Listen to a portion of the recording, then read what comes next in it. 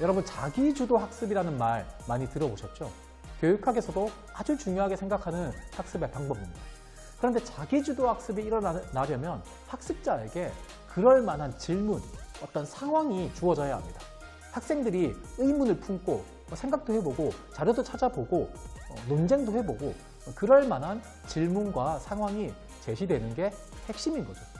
단비학교는 바로 이런 방식으로 모든 수업을 디자인합니다.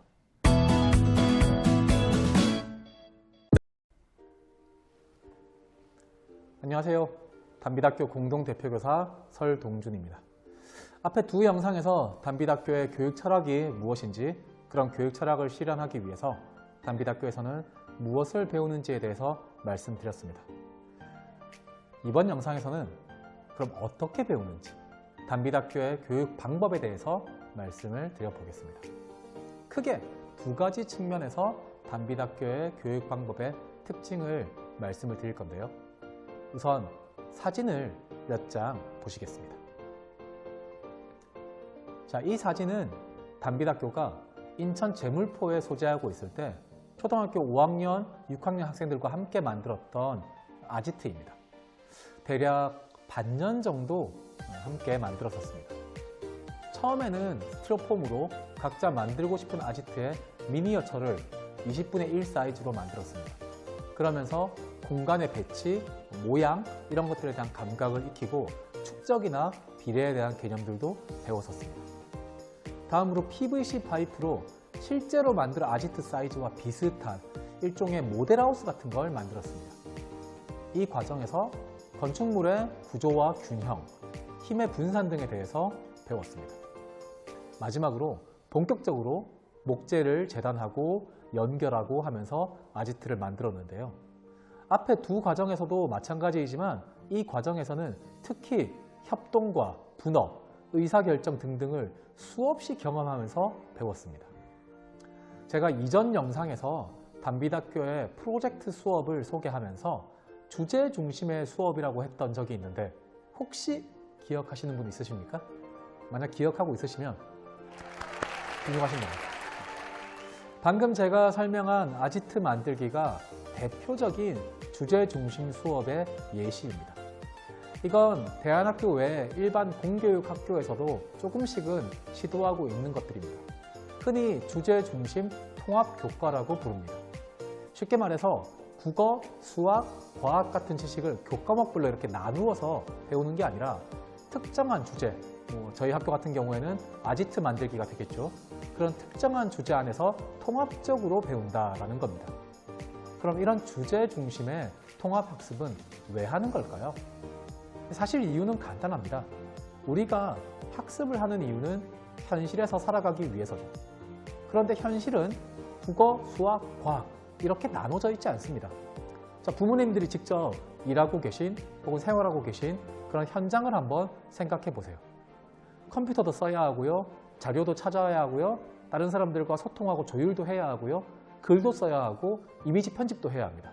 가격 계산도 해야 하고 논리력도 필요하고 수리력도 필요하고 사교성 같은 것들도 한꺼번에 다 작용하죠.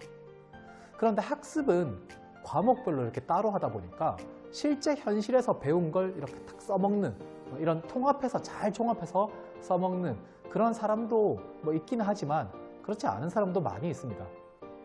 사실 교육학에서는 이미 이런 부분에 대해서 연구를 많이 진행했었습니다.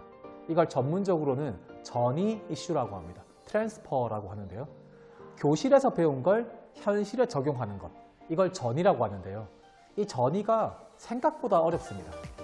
혹시 PBL이라는 걸 들어보셨습니까? 프로젝트 베이스드 러닝 혹은 프로블럼 베이스드 러닝이라고 하는데요. 한국어로는 문제 기반 학습이라고 하죠. 이게 대표적인 주제 중심 통합 수업입니다. 원래는 캐나다에서 의대생 교육용으로 개발된 기법인데 사실 모든 교과에 적용할 수 있는 보편적인 교육의 원리이기도 합니다. 자, 다시 다른 사진들을 좀 보시겠습니다. 흔히 직업 성격 검사라는 걸 어릴 때 한두 번씩 해보셨죠? 어차피 직업 적성 검사대로 대학에 가는 것도 아니고 직업을 선택하는 것도 아니기 때문에 큰 의미가 없다 이렇게 생각할 수 있습니다. 그런데 더 큰 문제는 직업 적성 검사를 하는 과정에서 학생들에게 아무런 배움도 일어나지 않는다는 겁니다.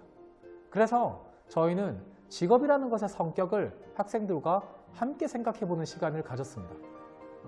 공통으로 이렇게 함께 협력해서 하는 직업이 있을 수 있고요. 혼자서 혹은 독립적으로 일하는 직업이 있을 수 있습니다. 타인에게 귀를 기울이는 게 중요한 직업이 있을 수 있고 자기를 표현하는 게 중요한 직업이 있을 수 있습니다. 신체적인 능력이 중요한 직업이 있을 수도 있고 생각하고 분석하는 게 중요한 직업이 있을 수 있습니다. 이런 질문들을 학생들에게 던지면서 요리사나 의사, 경찰, 예술가, 동물조련사 등등의 직업이 어떤 성격에 해당하는 직업인 것 같은지 이런 걸 생각해보고 또 본인이 원하는 직업의 환경은 무엇인지, 일의 환경은 무엇인지에 대해서 생각해보는 시간을 가졌습니다. 이런 걸 왜 했을까요? 좀 전에 직업 적성 검사에서 학생들이 배움이 일어나지 않는다라고 했죠. 왜냐하면 그런 검사에서는 학생들의 생각을 끄집어내기 위한 질문이 없기 때문입니다. 정확히는 적성 검사의 질문과 구체적인 직업의 관계를 파악할 수가 없는 거죠. 여러분들이 MBTI 검사를 하면서 각 문항에 답을 할 때 결과로 나오는 성격과 그 문항이 하나하나 어떤 관계인지 파악할 수 없는 거랑 마찬가지입니다. 그냥 질문에 이렇게 답을 하는 거고요. 결과가 나오면 뭐 ENFP다 이러면 아 그렇구나 이렇게 생각을 하는 거죠. 이렇게 되면 특정한 직업이 나와 어떤 관계를 가지고 있는지에 대해서 생각해 볼 기회가 없어집니다. 검사 결과에 적합한 직업이 서비스 영역이다 이렇게 나왔는데 왜 그렇지 싶은 거죠. 제가 이야기하는 건 기존의 직업 적성 검사가 뭐 부정확하다거나 의미가 없다거나 이런 얘기를 하는 게 아닙니다. 여러분 자기주도 학습이라는 말 많이 들어보셨죠? 교육학에서도 아주 중요하게 생각하는 학습의 방법입니다. 그런데 자기주도 학습이 일어나려면 학습자에게 그럴 만한 질문, 어떤 상황이 주어져야 합니다. 학생들이 의문을 품고 생각도 해보고 자료도 찾아보고 논쟁도 해보고 그럴 만한 질문과 상황이 제시되는 게 핵심인 거죠. 단비닥교는 바로 이런 방식으로 모든 수업을 디자인합니다. 사실 단비닥교의 교육 원리, 교육 방법 이런 거 몇 가지가 좀 더 있습니다. 예를 들면 경험 기반 학습, 확장 학습 이런 등등등이 있는데요. 전문적인 내용은 추후에 다시 또 설명을 드리도록 하고요.